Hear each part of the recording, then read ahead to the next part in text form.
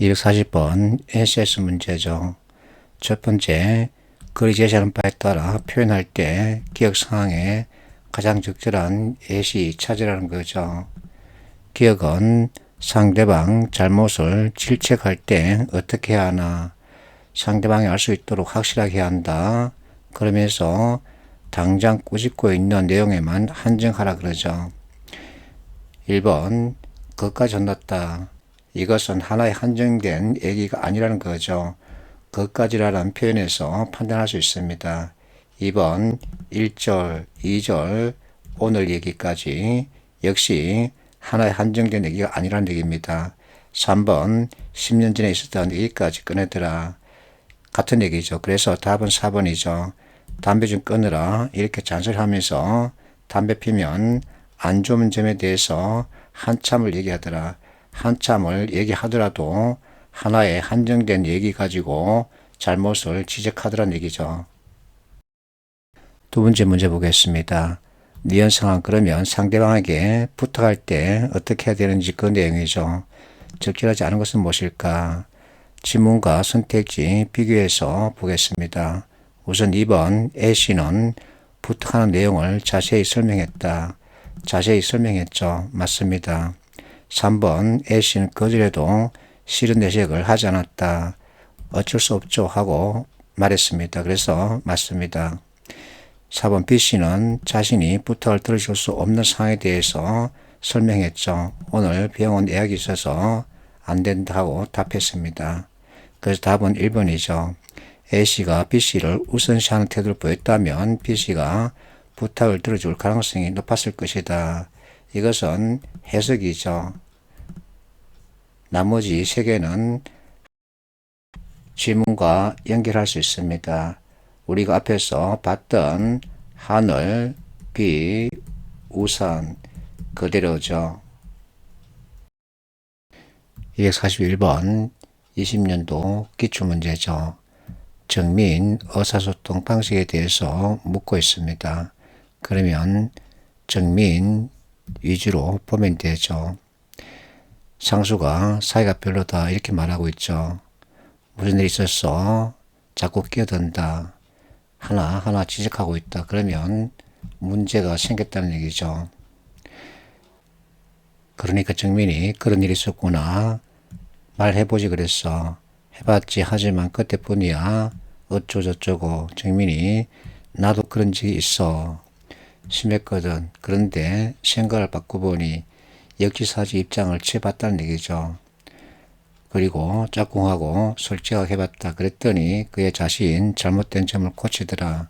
문제 해결했다는 거죠. 상수, 너도 그랬구나. 생각을 바꾸려 노력해보고 짝꿍하고 진솔한 대화를 나눠봐야 되겠다. 그러면 문제와 문제 해결 관점에 진술을 찾아서 답으로 정하면 되죠.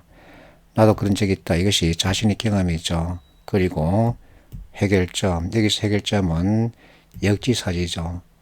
그리고 솔직한 대화입니다. 이렇게 문제를 해결하고 있는 것을 보여주고 있죠. 242번 20년 기출이죠. 대화에서 A, 대화 진행 전략으로 적절하지 않은 것을 찾으라고 합니다. 자, 지문이 많습니다. 그러면 선택지 진술과 비교 대조하는 게 가장 빠른 접근법이죠. 1번 상대방 말을 들었다는 반응을 보인다. 그러면 A 대화에서 상대방 대화 반응 보인 것은 무엇일까? 그렇군요 라는 게 있죠. 그래서 맞습니다. 3번 대화의 화제가 된 일을 홍보할 수 있는 대답을 유도한다. 자, 끝으로 이 사업에 참여하려면 어떻게 해야 되나? 이것이 홍보성 멘트죠. 맞습니다. 4번 상대방 말을 대화의 흐름에 맞게 해석하여 상대방 말을 보충한다. 자, 해석이라는 표현은 생각을 말합니다. 그래서 생각을 뜻하는 진술을 찾아가면 되죠. 여하튼 것이 필요하다는 말씀인 것 같군요. 이것이 생각을 뜻하는 거죠. 그래서 맞습니다. 답은 2번인데 자, 상대방 대답에서 모순점을 찾아 논리적으로 대응하는 여하튼 진술이 있느냐 없느냐 이것을 체크해야 되죠. 자, 우리가 앞에서 상대방 논리 구조화에 대해서 살펴봤습니다. 이와 같은 것은 대담 형식이 아니라 토론 때 많이 등장하죠. 242번의 대화 내용은 대담 형식입니다. 그래서 이와 같은 상대방 주장 논리 구조화해서 평가하는 이와 같은 내용은 대담에 들어가지 않죠. 상식적으로 판단할 수 있습니다. 243번 23년도 국가직 기출이죠. 대화에 나타난 말하기 방식에 대한 설명으로 적절하지 않은 것을 찾으라는 겁니다. 역시 선택지 진술 비교 대조하는 방식으로 접근하겠습니다. 먼저 2번 고대리 백 팀장의 제안에 반대한 이유를 명시적으로 밝힌다. 그리고 백 팀장의 요청을 거절하고 있다. 반대한다. 그렇기 때문에 거절 맞습니다. 공개하는 것은 부담스럽다. 이것이 이유를 명시적으로 밝힌 것이죠. 그래서 맞습니다. 3번 임대리 그러면 임대리 체크하고 발언 초반에 백 팀장 발언 취지에 공감하여 자 말씀대로 정보를 공유하는 취지는 좋다고 생각한다. 그래서 공감하는 건 맞죠. 여기까지는 팩트 확인입니다. 백 팀장 체면을 세워주고 있다. 자, 이것은 해석이죠. 해석이 옳든 그르든 팩트 연결되는 것, 이게 더 중요하죠. 그래서 맞습니다.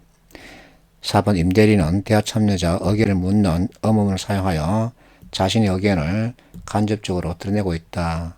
자, 임대리 대화를 보면 좋다고 생각한다. 이것은 맞다 그렇다죠. 다만 이것은 그러나 같은 역할이죠. 역조입니다. 다만 그러나 내 의견 제시하는데 어문문 행태를 취하고 있죠. 그래서 맞습니다. 그러면 답은 1번이죠. 여기서 주의할 표현은 유대감입니다. 유대감, 드러난 표현을 사용했다면 이와 같은 반대 의견은 나오지 않겠죠. 그래서 진술 틀렸죠. 244번 역시 말하기 방식을 묻고 있습니다. 밑줄치 부분 내가 장갑 바빠서 그런 게 아니라 가만히 생각하니 어머니 아버지 손자가 늦어갑니다. 이것은 나 입장이 아니라 너의 입장이라는 거죠. 그래서 같은 방식을 찾으면 1번이 되죠. 나는 어원이 되고자 하는 것이 아니라 여러분들의 충실한 대변인이 되고자 출마했다는 거죠. 245번 22년도 지역인재 기출이죠. 가를 기준으로 볼 때 나 대화에서 개선할 점을 찾으라는 겁니다. 가를 보면 대화할 때 시작, 중심, 종결 3단계 구조에 따라서 하라는 겁니다. 시작 단계 가벼운 인사, 중심 단계 대화할 상황 체크, 어떻게 대화할지와 같은 규칙을 정하라는 거죠. 그리고 종결에서는 마무리 인사를 하라는 거죠. 나를 보겠습니다. 기억 일찍 왔네. 이것은 가벼운 인사죠. 니은 노트 좀 빌리죠. 어제 수업을 못 들었어. 이것은 중심 내용입니다.